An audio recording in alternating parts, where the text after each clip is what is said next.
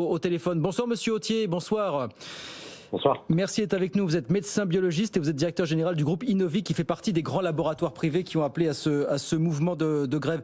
Grève illimitée, notamment du fait de ce qui s'est passé dans le cadre du projet de loi de Sécu où on vous ponctionne 250 millions d'euros. Vous avez l'impression de vous aussi de faire partie un petit peu des victimes de ceux qu'on désigne comme ayant réalisé des super profits pendant le Covid, notamment, Monsieur Authier?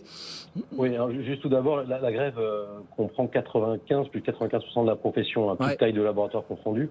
Oui, effectivement, on a l'impression d'être montré du doigt alors qu'on a répondu présent strictement à la politique et à la demande expresse des autorités sur ce fameux testé, alerté, protégé. Ouais. Nous ne sommes pas les seuls à avoir réalisé des tests, d'autres professionnels l'ont fait. Et encore une fois, nous avons dit que nous étions d'accord pour contribuer de manière exceptionnelle à une situation exceptionnelle, à savoir sur la plus-value du Covid, mais que nous n'étions pas d'accord pour un rabot pérenne qui viendrait impacter notre profession et concrètement la santé des Français, avec un certain nombre de conséquences importantes, à commencer par la disparition de nos sites. Donc en gros, oui à une compensation exceptionnelle, non à un coup de rabot pérenne, et oui à un effort, mais pas à se servir de cette excuse entre guillemets du Covid. Mais alors, pardonnez-moi, parce qu'effectivement, voilà, coup de rabot du fait des surprofits, disent certains, que les laboratoires auraient pu réaliser pendant la période du Covid. Ça concerne les laboratoires de toute taille, les gros acteurs comme vous êtes, et les petits qui, eux, le disent, effectivement, il a fallu d'abord investir, trouver du matériel, justement, donc on n'a pas fait tant de profit que ça, mais pour des plus gros labos, des plus grosses structures comme les vôtres, est-ce que vous considérez peut-être qu'il peut y avoir eu super profit pour le coup?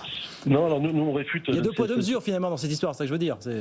Non, parce que tout le monde est logé à la même enseigne. Je vous rappelle que nous sommes une profession réglementée, que les tarifs sont fixés par l'État et la Sécurité sociale, premièrement. Et deuxièmement, c'est que nous ne sommes pas... nous répondons à la demande. Et en plus, pendant le Covid, le gouvernement avait fait le choix de ne même pas avoir le filtre des médecins, c'est-à-dire l'ordonnance qui aujourd'hui est un peu notre juge de paix. Nous, aujourd'hui, on refute, quelle que soit la taille des laboratoires, encore une fois, cette notion de super profit. Nous avons travaillé, nous avons investi en personnel, en barnum, en matériel. Nous avons pris des risques sans aucune aide de l'État. Et aujourd'hui, nous ne faisons pas des super profits. Nous avons fait du travail et tout travail mérite salaire.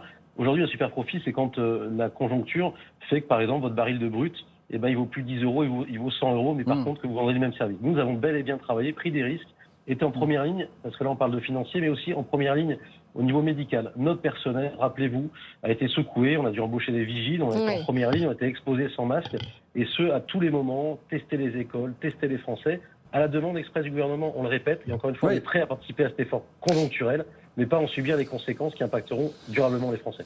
Mais vous avez quand même reçu cette semaine le renfort du Sénat lors de l'examen du projet de budget de la Sécurité sociale. Mais c'était pas satisfaisant, ça? Alors, le Sénat, justement, épouse notre revendication, entre guillemets, on n'a pas l'habitude de parler comme ça, mais la Haute Assemblée a effectivement voté un amendement qui transforme cette baisse pérenne en une contribution exceptionnelle. Et on espère que cette main tendue rouvre la voie à une solution négociée. C'est pour ça qu'on en appelle solennellement au président de la République, puisque malgré les multiples rendez-vous qu'on a pu avoir avec les ministres ou leur directeur de cabinet et la CNAM, à chaque fois, ça n'a fait qu'alourdir la note, d'une part, et d'autre part, à nous insulter, entre guillemets, enfin même pas entre guillemets, en attaquant notre déontologie. Or, je le rappelle, la première alerte qu'on a donnée, c'est couper le SIDEP, et on a travaillé gratuitement en rendant service aux Français. Et là, du coup, on est allé trop loin et on n'a pas d'autre choix que malheureusement fermer les laboratoires, la porte des laboratoires, ce qui présage de ce qui se passerait dans le futur si ces baisses pérennes, encore une fois, de plus d'1,3 milliard sur 4 ans, il faut bien se rendre compte de ça. Là où la biologie, qui fait moins de 2% des dépenses de santé, contribuerait et contribuera à plus de 20% du comblement du trou de la sécurité sociale. Oui, c'est important de le préciser absolument. Il semblerait par ailleurs que d'autres syndicats, d'autres professions ont rejoint aussi votre revendication, enfin la porte en tout cas à vos côtés, c'est ça? Je pense évidemment aux organisations. Aujourd'hui, vous avez strictement l'ensemble des syndicats des libéraux de santé, c'est-à-dire de la médecine libérale qui nous rejoint. On a même été soutenus par nos collègues, l'UFML.